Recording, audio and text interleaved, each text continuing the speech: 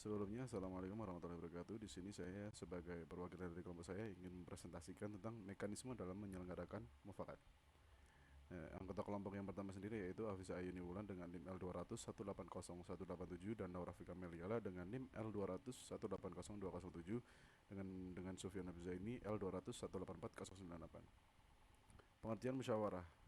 Musyawarah adalah suatu sistem pengambilan keputusan yang melibatkan banyak orang dalam mengakomodasi semua kepentingan sehingga tercipta suatu keputusan yang disepakati bersama dan dapat dijalankan oleh seluruh peserta yang mengikuti musyawarah. Ciri-ciri dari musyawarah, yaitu yang pertama dilakukan berdasarkan atas kepentingan bersama. Yang kedua, hasil keputusan musyawarah dapat diterima dengan akal sehat dan sesuai hati nurani. Yang ketiga, mengutamakan pertimbangan moral dan bersumber dari hati nurani yang luhur. Yang keempat, pendapat yang diusulkan dalam musyawarah mudah dipahami dan tidak memberatkan anggota musyawarah. Yang selanjutnya terdapat tujuan, yaitu mendapatkan kesepakatan bersama. Yang kedua, menyelesaikan kesulitan dan memberikan kesempatan untuk melihat masalah dari berbagai sudut pandang. Manfaat dari musyawarah yaitu melatih untuk mengemukakan pendapat. Yang kedua, masalah dapat segera terpecahkan. Yang ketiga, menghasilkan keputusan yang adil.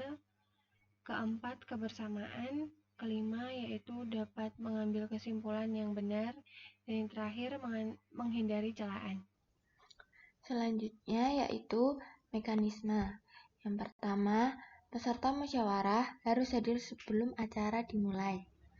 Yang kedua, kegiatan musyawarah bisa dimulai jika peserta telah mencapai quorum.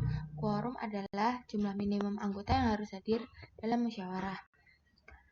Semisal, keputusan berdasarkan musyawarah mufakat dinyatakan sah apabila keputusan tersebut diambil oleh peserta dengan jumlah 2/3 dari jumlah undangan yang telah ditetapkan sebelumnya sebagai peserta musyawarah atau oleh keseluruhan peserta yang hadir dalam musyawarah tersebut.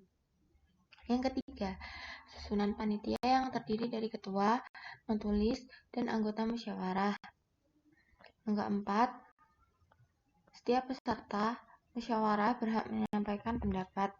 Dalam menyatakan suara yang secara terbuka ini, baik pernyataan setuju, menolak, ataupun tidak, menyatakan pilihan, peserta musyawarah dapat melakukan baik secara lisan, mengangkat tangan, berdiri, tertulis, atau dengan cara lain yang disepakati oleh peserta musyawarah.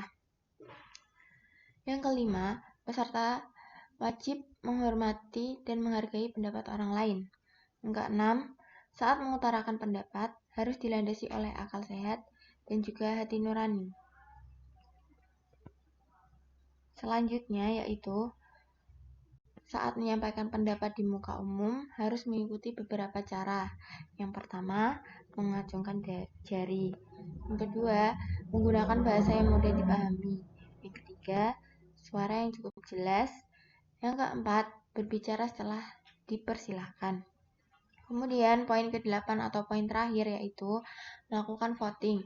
Voting merupakan proses pemungutan atau pengumpulan suara terbanyak untuk menentukan suatu keputusan yang akan diambil dalam musyawarah tersebut.